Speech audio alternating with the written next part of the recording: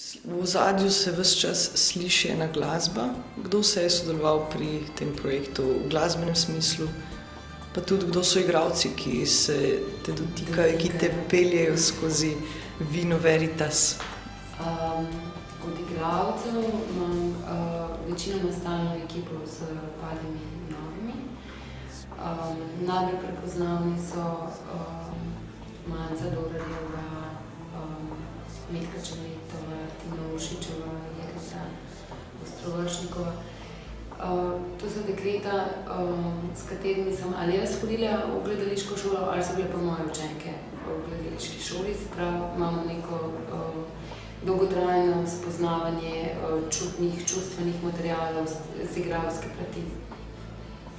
Potem imamo v ekipi tudi režiserja Jaka Trgojevca, ki ga zanima kot njegov lasten research, kaj se mi gremo. In tukaj nastopa kot izvajalec.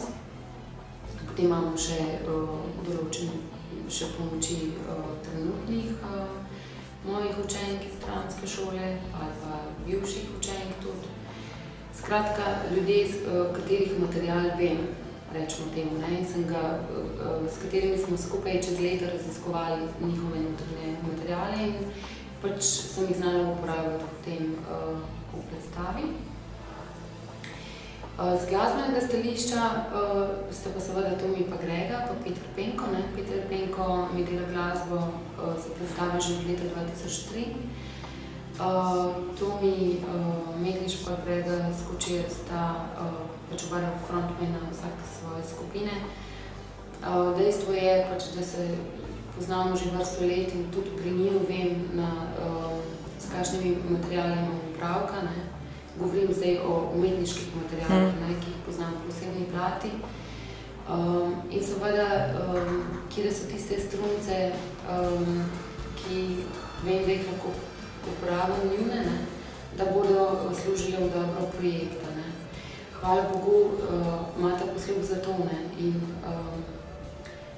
glede na to, da smo tudi v zadnji predstavi sodelovali, sta zelo pripravljena sodelovati s tem, da pač to mi je bil tudi par predstav že par let nazaj. Mislim, da je že Kodorimo, senzorialnem gledališče, tudi cela Sedarta. Grega je bil v bistvu prvič je nastopal, v mestu Vzikljava, ampak je bil v bistvu v senzorialnem gledališču kot obiskovalec prvič v Vinu Veritas. Pol je pa tle še en čuten glasek Irene Preda. Ja, to je pa biser. Božanski glas. Ja.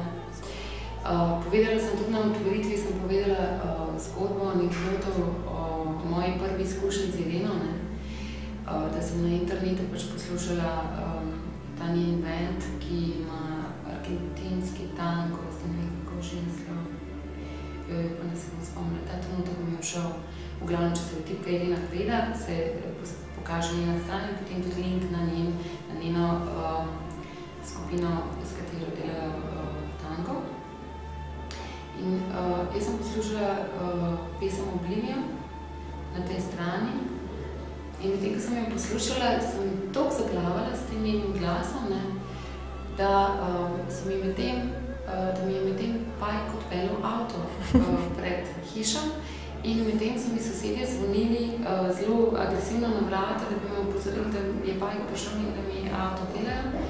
Ampak jaz sem bila tako noter v Irenem glasu in v njenem petju, da sem bila tam čisto plena s tem in da tega nisem slišala. Sem pač mogla pa plačati veliko kazen sicer. Ampak ko sem jaz videla, mislim, ko sem začutila ta njen glas, mi je bilo to točno to, evo, Irena ima to sporočilnost, ki jo iščem, to piko na i za Vino Veritas.